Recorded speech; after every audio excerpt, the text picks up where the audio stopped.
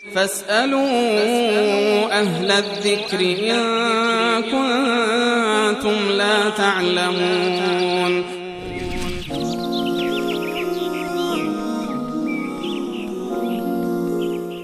بله، بیننده دیگری ما از ثلاثه بابجانی سلام کردن و علیکم سلام و رحمت الله.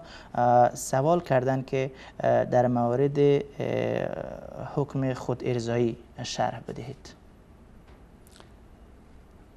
خود ارزایی از نگاه شریعت نوعی از زنا و خفیفترین حالات زنا به شمار می رود. بله.